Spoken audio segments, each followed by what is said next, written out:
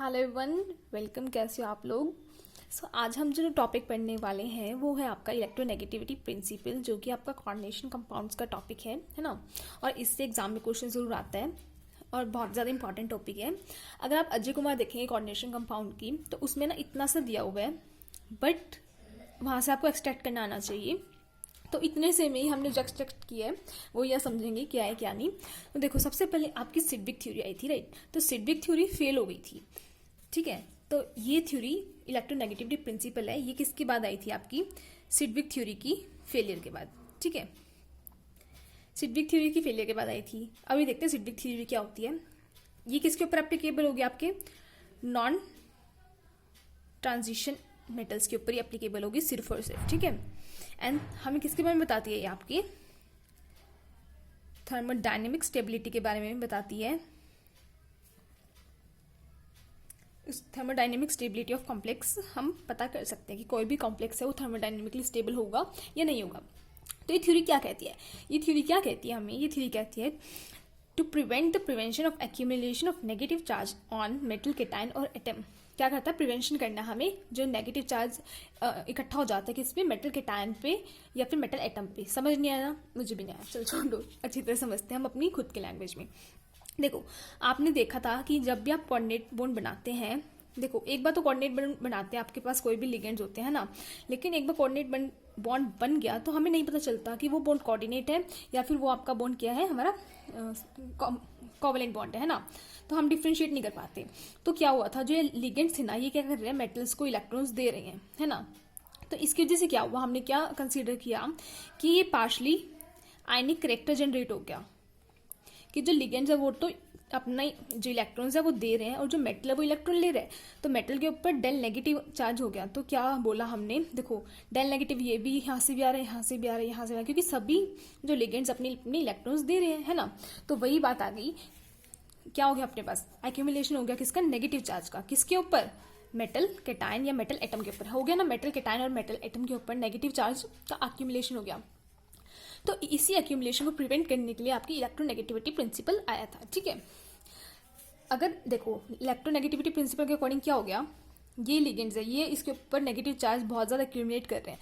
तो जो negative charge accumulate हो जाएगा तो आपको जो कॉम्प्लेक्स फॉर्म हुआ है वो क्या होगा? वो आपका लेस स्टेबल हो जाएगा। और हमें पता है कि हमारे लिए स्टेबिलिटी सबसे ज़्यादा इंपॉर्टेंट है, चाहे वो कॉम्प्लेक्सेस की बात करें हम या हमारी खुद की पर्सनल लाइफ की बात करें, है ना।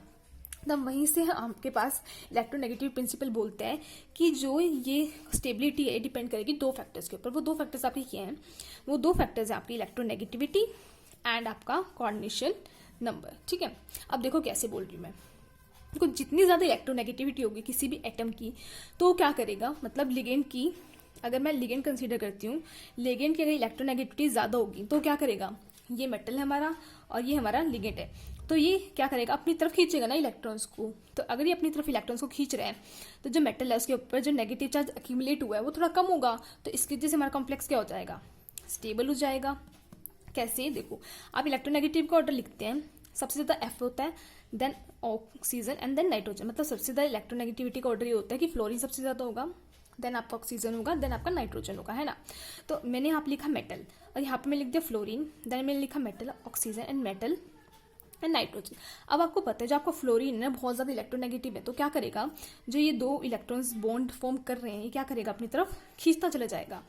तो अगर ये अपनी तरफ ज़्यादा खींचेगा तो इस पर क्या होगा? डेल नेगेटिव और ये डेल पॉजिटिव। तो इसके ऊपर क्या हो रहा है? जो आपके पास नेगेटिव चार्ज एक्यूमुलेट हुआ था वो क्या हो जाएगा? थोड़ा थोड़ा कम होता चला जाएगा।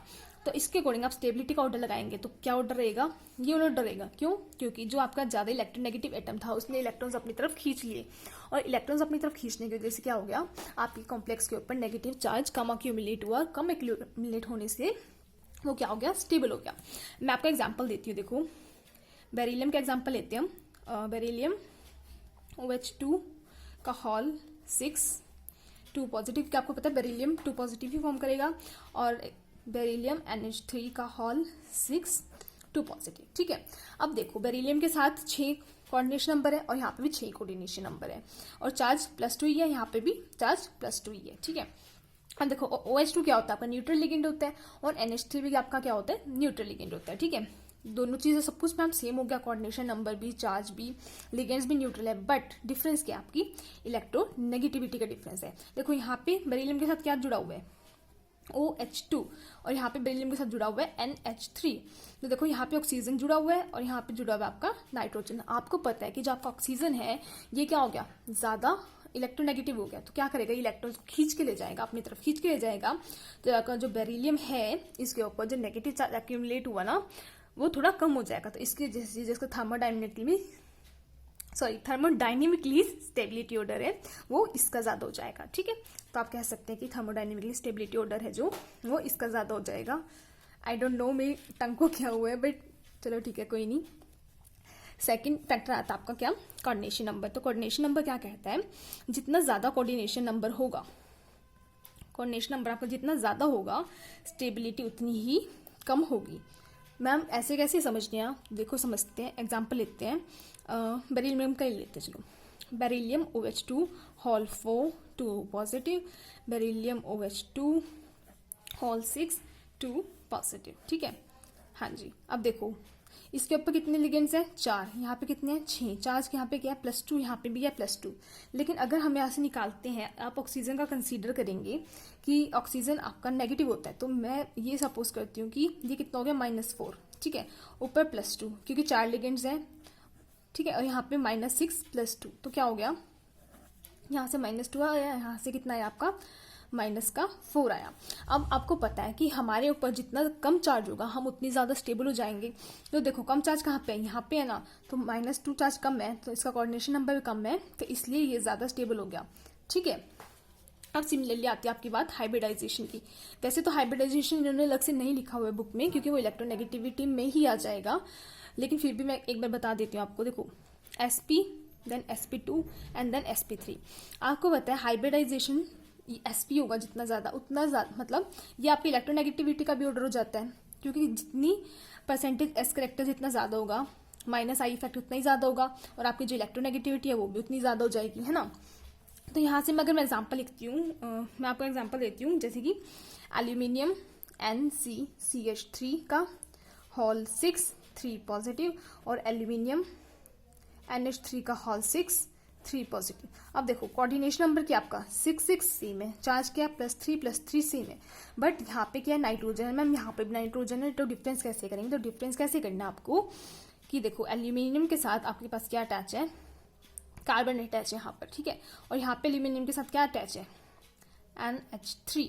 तो इस नाइट्रोजन की अगर आप हाइब्रिडाइजेशन निकाल लेंगे तो क्या आएगी S एंड ये P, तो sp आ गई। और इस नाइट्रोजन की अगर आप हाइब्रिडाइजेशन निकालते तो क्या आएगी आपकी SPPP, sp कितनी आएगी NHHH, एक ये बॉन्ड हो गया तो SPPP, क्या है sp3। तो आपको पता है हाइब्रिडाइजेशन क्या है, इसकी sp और इसकी sp3। और आपको पता है जितनी परसेंटेज इसका ज़्यादा होता है उतना ही ज़्यादा आपकी इलेक्ट्रोनेगेटिविटी होती है। तो ये क्या करेगा, अपनी तरफ खींच लेगा, है ना, इलेक्ट्रॉन्स को। तो जो आपका मेटल है इसके ऊपर नेगेटिव चार्ज का एक्यूमुलेशन है वो क्या हो जाएगा, थोड़ा कम हो जाएगा। तो उसकी वजह से क्या हो जाएगा, जब आपका ये वाला कॉम्प्लेक्स है क्या हो जाएगा, ज़्यादा स्टेबल हो जाएगा। ठीक है, अब मैम ठीक है सब कुछ समझ आ गया हमें, अब आप ट्रिक बता दो कि जिससे हमारा क्वेश्चन फटाफट हो जाए। तो देखो ट्रिक देख लो, ट्रिक क्या आपकी, देखो फर्स्ट पॉइंट क्या है, इलेक्ट्रोनेगेटिव एटम होना चाहिए। ठीक है, हाँ जी, जितना ज़्यादा इलेक्ट्रोनेगेटिव एटम होगा उतना ही ज़्यादा क्या होगा, स्टेबल होगा। ठीक है, सेकंड पॉइंट क्या है, अगर इलेक्ट्रोनेगेटिव एटम है जो आपके वो सेम है दोनों में, तो आप क्या देखना है, कोऑर्डिनेशन नंबर देखना है। ठीक है, सी कोऑर्डिनेशन नंबर, तो जिसका कोऑर्डिनेशन नंबर आपका क्या होगा, कम होगा वो स्टेबल ज़्यादा होगा। ठीक है, एंड थर्ड पॉइंट क्या आपका कि जिसकी हाइब्रिडाइजेशन sp होगी वो क्या होगा आपका ज़्यादा स्टेबल होगा। देन आपका कौन होगा sp2 एंड देन आपका sp3।